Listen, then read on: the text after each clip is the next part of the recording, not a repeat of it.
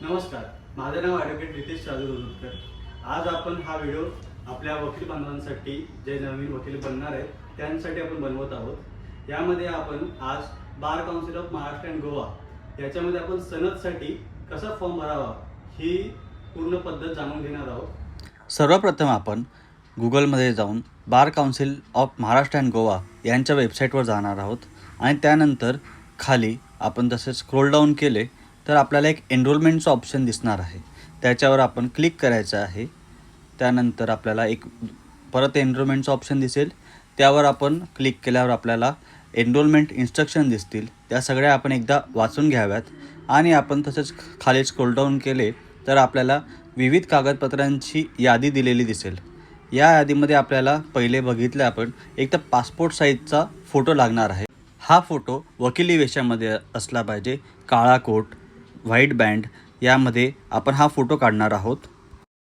Background त्याचा white असलं पाहिजे। आधार कार्डची कॉपी फ्रंट बॅक, त्यानंतर HSCचं मार्कशीट ठेवा।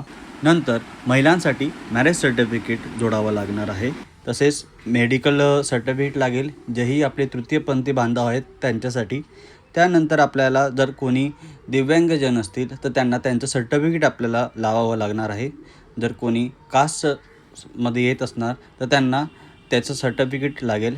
या सगळ्या गोष्टी आपल्याला PDF फॉर्मॅटमध्ये लागणार आहेत। नंतर आपण LLB आणि डिग्रीचे मार्कशीट हे प्रत्येक सेम वाईज PDF करणार आहोत आणि त्या PDF आपल्याला अटॅच करायच्या आहेत।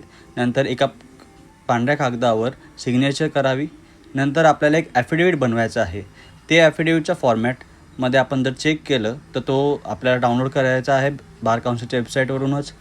आपल्याला सर्वप्रथम पोलीस व्हेरिफिकेशन लागणार आहे। जर कोणीही वकील बांधव हे 26 वर्षाच्या वरती असतील तर त्यांना हा पॉईंट ठेवायचा आहे। जर कोणाचं नाव बदल झालेलं असेल त्यांना हा नेम चेंजचा पॉईंट ठेवायचा आहे। जर कोणीही वकील बांधव हे महाराष्ट्राच्या बाहेर जर पासआउट झाले असतील तर त्यांनी 4था पॉईंट ठेवावा आणि ज्यांची ऑनलाईन मार्कशीट आहे त्यांनी हा पॉईंट असू द्या।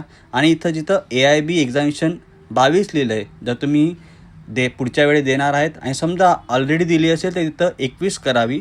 आणि मार्कशीट ही तुमची 5व्या आणि 6व्या सेमिस्टरची ऑनलाईन आहे की फक्त एका सेमिस्टरची ऑनलाईन आहे तसं तिथं एडिट करावं।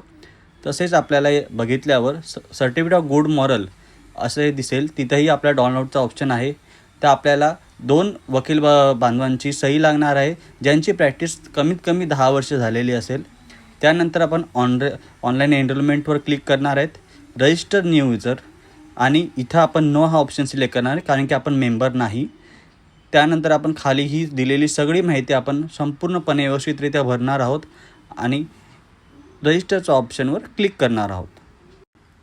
आपल्याला मोबाईलमध्ये आणि ईमेल IDवर OTP येणार आहे, तो आपण टाकायचा आहे। आता आपण रजिस्टर झालेलो आहोत। परत आपण लॉग इनच्या पेजवर यावं आणि आपला ईमेल ID टाकावा आणि तिथं आपल्याला OTP परत येईल, तो OTP टाकून लॉग इन करावं। लॉग इन केल्यावर आपल्याला परत इन्स्ट्रक्शन्स येणार आहेत आणि कोणकोणते डॉक्युमेंट अपलोड करायचे आहेत त्या सगळ्यांची डिटेल्स आपल्याला तिथं दिसणार आहे। आपण ॲफिडेविट हे नोटरी करणार आहोत आणि उरलेले सगळे डॉक्युमेंट हे ट्रू कॉपी करणार आहोत। फक्त गुड मॉरल सर्टिफिकेटला तुम्ही ट्रू कॉपी किंवा नोटराईज करू नका।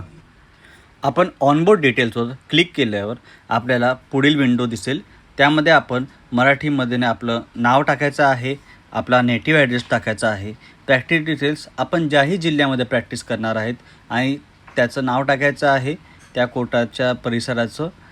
त्यानंतर जर कोणी कॅटेगरीमध्ये असणार तर आपली पर्सनल डिटेल्स सगळे टाकायचे आहे, आपला पत्ता, नेटिव्ह ॲड्रेस, त्याच्यानंतर करंट ॲड्रेस, या सगळ्या गोष्टी आपण पूर्ण फिलअप करायच्या आहेत।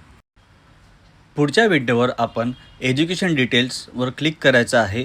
तिथे आपल्याला पोस्ट ग्रॅज्युएशन डिटेल्स दिसणार आहे। जर तुम्ही पोस्ट ग्रॅज्युएशन केलेलं असेल तर तिथे तुमची माहिती भरावी। पुढे LLB डिटेल्स दिलेले आहेत। LLBमध्ये तुमच्या अटेंडन्स टाईप रेग्युलर टाका। LLB लँग्वेज तुमची इंग्लिश आहे की मराठी आहे ते टाका। युनिव्हर्सिटी कोणती असेल तुमची ती फिलअप करा। कॉलेजचं नाव तुम्हाला त्यामध्ये येणार आहे, पण त्याआधी कॉलेजचं स्टेट, तुमचं कॉलेज हे कोणत्या जिल्ह्यामध्ये येतं त्याची माहिती भरा। LLBची तुमची डिग्री ड्युरेशन हे 3 वर्षाचं आहे की 5 वर्षाचं आहे ते टाका. त्यामध्ये तुम्हाला तुमच्या ज्या मार्कशीट आहेत त्या सेमिस्टर वाईज आहेत की नाही याचीही माहिती तिथं अपलोड करा. शक्यतो आपल्या इथं सेमिस्टर वाईजच मार्कशीट असतात, त्यामध्ये सेमिस्टर वाईज मार्कशीट टाका.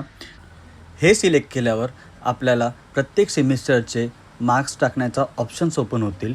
तेव्हा प्रत्येक सेमिस्टरचा तुमचा रोल नंबर आणि तुम्हाला किती मार्क्स मिळाले आहेत, कितीपैकी मार्क्स मिळाले आहेत, या सगळ्यांची डिटेल्स व्यवस्थितरित्या फिलअप करा. सेम प्रोसिजर तुम्हाला तुमच्या ग्रॅज्युएशनसाठीही येईल. ग्रॅज्युएशनचे तुमचे प्रत्येक सेमिस्टरचे मार्क्स किती मार्क्स मिळाले आहेत, कितीपैकी मिळाले आहेत, तुमचा प्रत्येक सेमिस्टरचा रोल नंबर जर सेम असेल तर सेम रोल नंबर टाका ग्रॅज्युएशनच्या वेळेला, आणि जर वेगळे असेल तर तुमच्या मार्कशीटमध्ये बघून त्या पद्धतीने तुमचा रोल नंबर टाका. प्रत्येक वेळेला तुम्हाला सेमिस्टर वाईज कोणत्या महिन्यात तुम्ही सेमिस्टर दिलेली आहे त्याचे ऑप्शन्स ओपन झालेले दिसतील, तर तेव्हा ते ऑप्शन्स तुमच्या मार्कशीटमध्ये जो महिना दिलेला असेल तो सिलेक्ट करा. जर AT-KT लागलेली असेल तर तुम्ही ज्या महिन्यात पास झालेले असणार तो महिना तिथं टाका. HSC डिटेल्समध्ये तुम्हाला किती मार्क्स मिळाले आहेत ते आणि कितीपैकी मिळाले आहेत ते मार्क्स टाका. AIB डिटेल्समध्ये जर तुम्ही AIB दिली असणार तर येस क्लिक करा आणि पुढे कोणत्या वर्षी दिली आहे तर 2026 टाका. एक्झाममध्ये AIBE आणि 21 टाका. 21 हा अंक रोमनमध्ये असला पाहिजे. खाली तुम्हाला रोल नंबर दिलेला दिसेल, तो रोल नंबरसुद्धा टाका. रजिस्ट्रेशन नंबर जेव्हा तुम्ही AIBचा फॉर्म भरलेला असेल त्यावेळेसही तुम्हाला रजिस्ट्रेशन नंबर दिसेल. रजिस्ट्रेशन नंबर जर तसा तुमच्याकडे आता नसेल तर तुम्ही AIBची डिटेल्समध्ये लॉग इन करा तुमचा पोर्टफोलिओ. तिथं तुम्हाला खाली AIBचा रजिस्ट्रेशन नंबर दिसेल आणि रिझल्ट टाईपमध्ये तुम्ही पास विथ हेल्ड आणि अंडरटेकिंग तिथं दिलं आहे ते सिलेक्ट करा. खाली तुम्हाला डॉक्युमेंट हा ऑप्शन दिसेल, त्यावर क्लिक केल्यावर तुम्हाला डॉक्युमेंट अपलोड करायला स्क्रीन येईल. पहिली पर्सनल डॉक्युमेंट्स दिसेल तुम्हाला, तिथं तुमचा फोटो, सिग्नेचर, आधार कार्ड आणि बर्थ ID प्रूफ जे तुम्ही रजिस्ट्रेशनच्या वेळेला यूज केलं आहे तेच टाका. मोस्टली आपलं birth certificate, living certificate, SSC किंवा HSCचं सर्टिफिकेट ज्यामध्ये तुमची बर्थ डेट मेन्शन आहे हे सगळे डॉक्युमेंट तुम्ही अपलोड करू शकतात. खाली कॅरेक्टर डॉक्युमेंट लिहिलं आहे, तिथं तुम्हाला 2 ऑप्शन दिसतील, एक पोलीस व्हेरिफिकेशन ॲफिडेविट आणि कॅरेक्टर सर्टिफिकेट. पोलीस व्हेरिफिकेशन ॲफिडेविटमध्ये आपण जे ॲफिडेविट नोटराईज केलेलं आहे ते पूर्ण ॲफिडेविट तुम्ही तिथं अपलोड करा. कॅरेक्टर सर्टिफिकेटमध्ये गुड मॉरल सर्टिफिकेट अपलोड करा, ज्यावर 2 सिनियर वकिलांनी त्यांची पूर्ण माहिती आणि सिग्नेचर केलेली असेल. त्यांची प्रॅक्टिस ही किमान 10 वर्षापेक्षा जास्त असलेली पाहिजे. जर तुम्ही कास्टमध्ये असाल तर तुम्हाला कास्ट डॉक्युमेंटचा ऑप्शन तिथे दिसेल. तिथं तुमचं कास्ट सर्टिफिकेट हे ट्रू कॉपी केलेलं असेल ते अपलोड करावे. खाली LLB डॉक्युमेंट्स आहेत. LLB डॉक्युमेंट्समध्ये ऑनलाईन मार्कशीट ॲफिडेविटमध्ये जे मार्कशीट आपण पहिले नोटराईज केलं, जे पोलीस व्हेरिफिकेशनच्या वेळेही जे ॲफिडेविट टाकलं ते सेम ॲफिडेविट आपल्याला इथेही अपलोड करायचं आहे. डिग्री पासिंग सर्टिफिकेटमध्ये आपल्याला सेमिस्टर 6ची जी आपली ऑनलाईन मार्कशीट आहे ती टाकायची आहे. डिग्री सर्टिफिकेटमध्ये पण आपल्याला सेमिस्टर 6चीच मार्कशीट अपलोड करायची आहे.